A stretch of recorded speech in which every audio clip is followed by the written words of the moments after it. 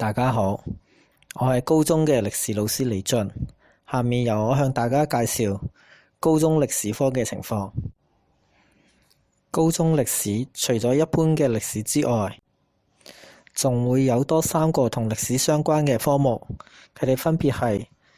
高一嘅中華文化、高2嘅國際關係同埋高3嘅歷史時事。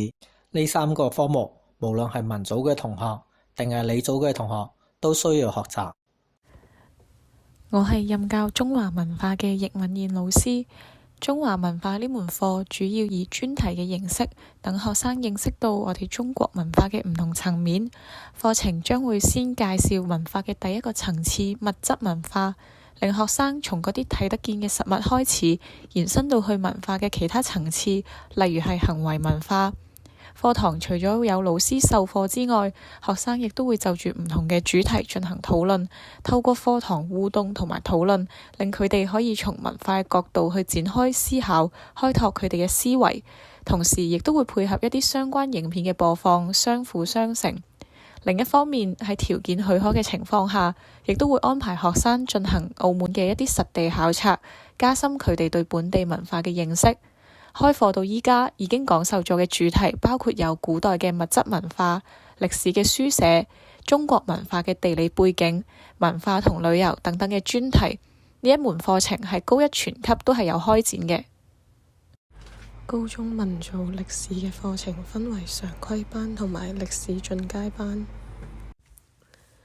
歷史進階班嘅教學內容，除咗常規嘅歷史課程之外，亦都會加入人文科學論文寫作技巧內容，希望可以訓練到學生嘅批判性思維同論文寫作能力。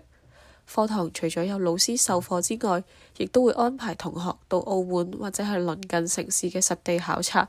反思歷史文化資源嘅管理同埋利用情況，而學生亦都可以根據自己嘅興趣選擇合適嘅評核主題。大家好，我係李俊老師。下面由我介紹返我所任教嘅國際關係同埋歷史時事。我哋所有培正嘅同學喺高2嘅時候都需要學習國際關係。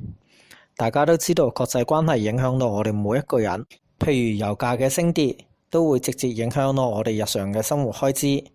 如油價升咗，我哋揸車入油就會貴咗，我哋去餐廳食嘢都可能會貴咗。國際關係咁重要，但我哋對國際關係嘅了解又有幾多呢？唔知大家有冇諗過，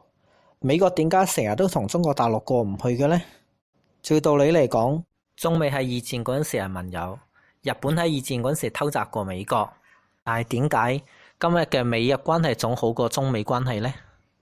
又例如俄羅斯進軍烏克蘭嘅事件，我哋每個人都好關心，但我哋對佢哋又了解幾多呢？唔知大家有冇諗過，點解俄羅斯咁反對烏克蘭加入北約嘅呢？同種族嘅俄羅斯同烏克蘭點解又會有咁大嘅仇恨嘅呢？又點解美國同俄羅斯嘅關係總係好唔到嘅呢？想知道呢啲內容，高2國際關係會話俾你聽。歷史時事又講咩呢？好多人都會覺得學歷史冇用，但事實上係咪真係咁樣呢？歷史時事就係將歷史同時事相結合，提供我哋一啲嘅生活借鑑，增加同學對正在發生嘅事情嘅認識。透過歷史時事嘅學習，使大家做一個睇事情更加全面嘅人，唔會人云亦云。可能同學會問，咁歷史時事即係講咩啊？咁我為大家舉個例子啦。大家都知道，特朗普再次上台之後，又再次發動咗貿易戰，因此我製作咗貿易戰嘅主題，結合歷史同時事，話俾同學聽美國打擊我國高科技產業嘅原因，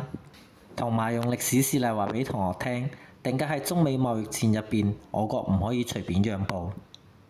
並利用歷史事例使同學明白到美國隨便發動貿易戰係好危險嘅。